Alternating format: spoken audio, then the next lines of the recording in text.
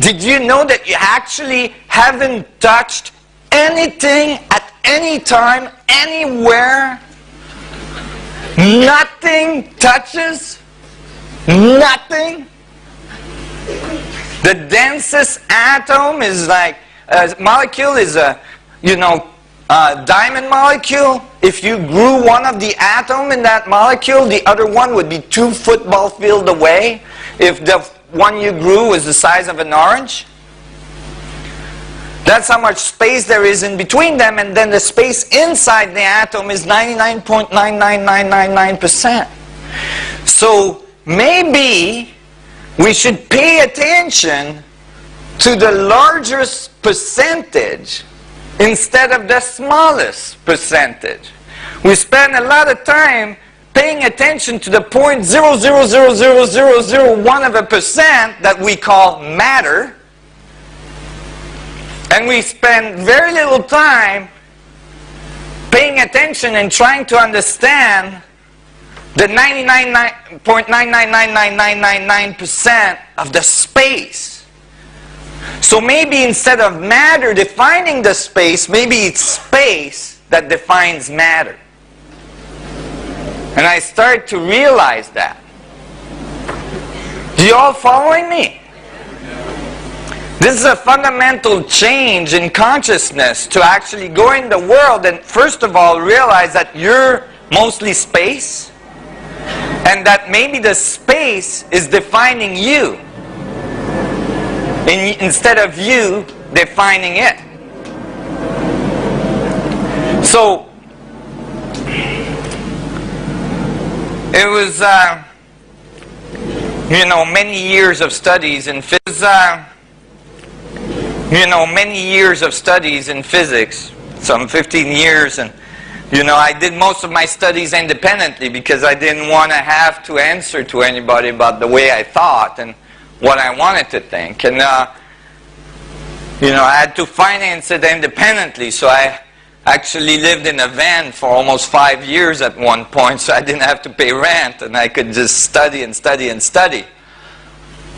Most of the people that write physics at that level, meaning most people that write physics in unification theory, are usually in their 70s, 80s, because it takes a long time to learn enough physics to get to that level. But because I was inhibited by, having courses that didn't, go in the direction I wanted to go, or having to do exams and all this stuff, I was able to move very rapidly. Eventually, I got my first sponsor that took me out, literally, of my van. The deal with him was that I had to agree to go to physics conference.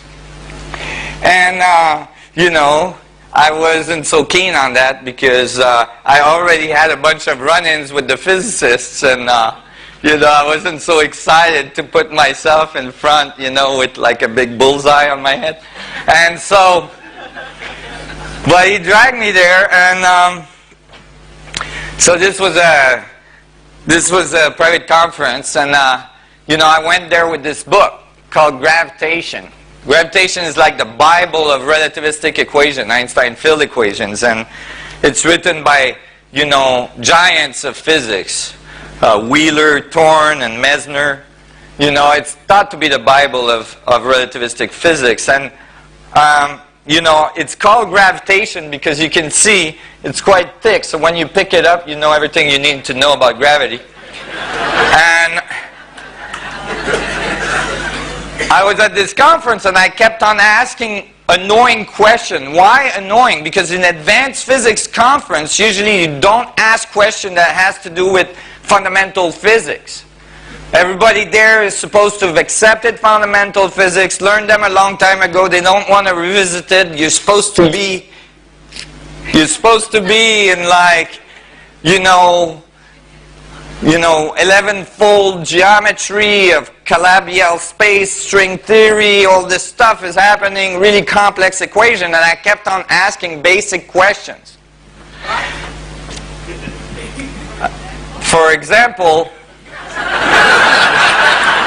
I was getting there. Gee.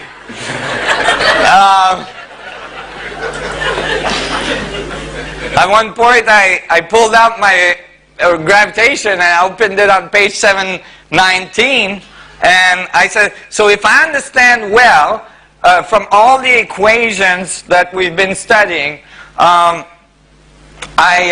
the universe model that we have today resembles a balloon, and this is actually the example they give you in physics text. And it's a balloon that's expanding that has pennies glued to it. And the pennies are representing galaxies. And as the balloon expands, the galaxies move away from each other. And everybody's like, yes, Nassim, that's correct. And I said, well, the part I'm missing, I'm sure I missed it. I'm sure, you guys can point me out to it and I'll just shut up from there on. But like, what I really want to know, and I haven't found it, I've been studying a lot, and so what I really want to know is where the equation that explains who's this guy.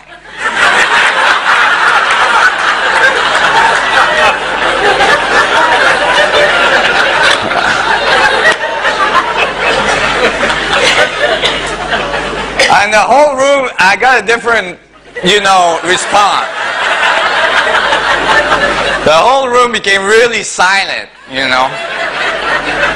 always remember there was a student, a PhD student there, and he went like, was drinking his coffee. And I could see the director of the physics department there started to sweat a little bit, and I think he thought I was going to say the word God in the physics department, it's like, oh man, please, not in front of my students. And so I said, hey, let's draw the rest of the guy. And notice that when the balloon expands, yes, the lungs must contract. For every action, there's an equal and opposite reaction. That's, not being accounted for in our current physics. All of our physics today are based on expansion, explosion. It's the male approach to the universe. Our most advanced technologies, our most advanced engineers, and the people that we respect the most in science are people that make these phallic-like symbol large, cylinders. They fill them full of fuel, highly explosive material.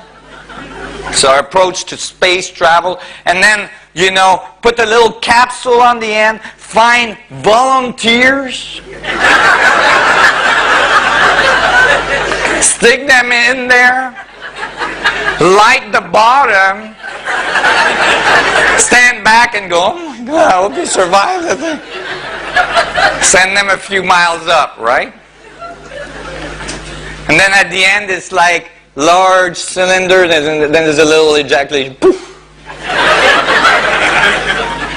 Few guys in there.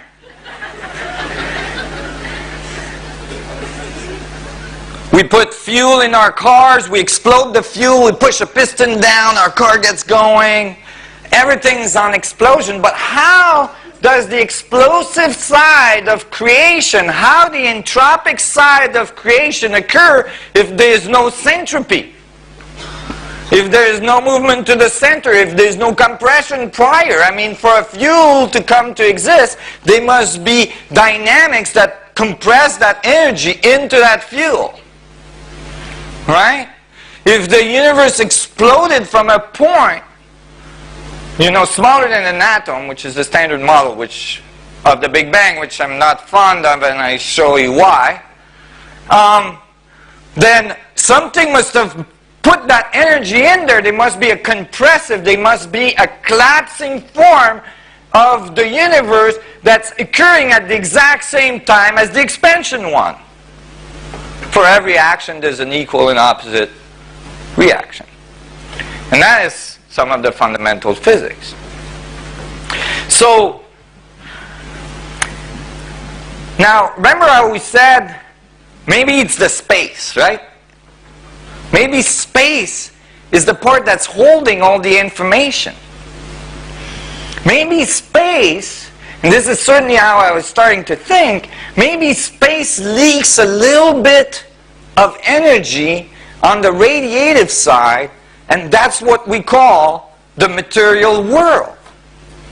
But if that was true, if space is the thing that connects all things from infinitely big to infinitely small, then space would have to be infinitely dense. Wouldn't it? Well, is that true? I mean, doesn't seem like it. So I started to study more.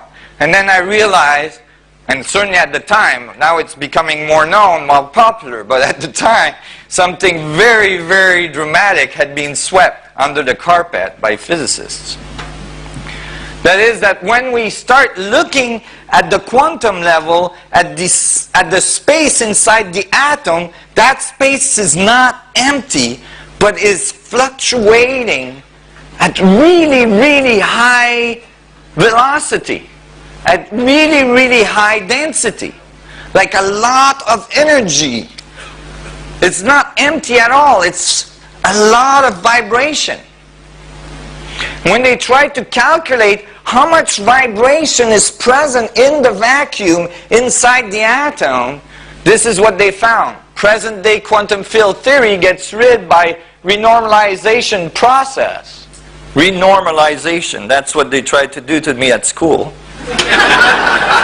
Process of an energy density in the vacuum that would formerly be infinite. Let me say that again. An energy density in the vacuum that would formerly be infinite if not removed by renormalization.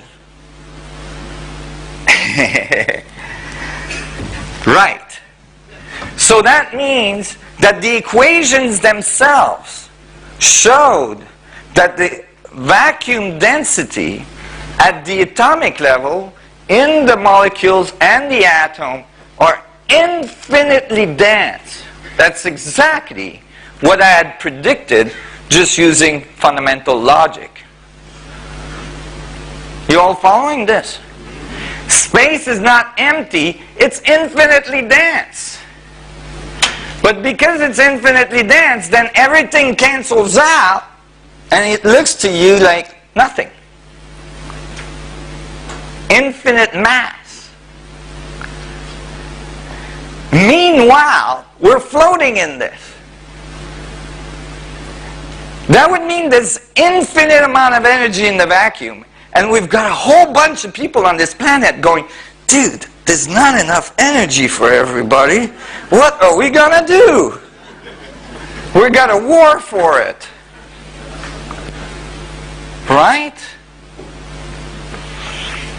Well then, when an equation gives an infinity like that, in physics it's not acceptable. It has to be renormalized. That is, you try to find a constant that you can apply to it so you get a finite number. So in this case, and they did that to quantum theory in another way as well, they use this constant. It's called a Planck's distance. You can think of the Planck's distance as the minimal amount, the smallest wavelength that the universe can do, calculated from our physics using, electromagnetic theory and gravitational theory and so on.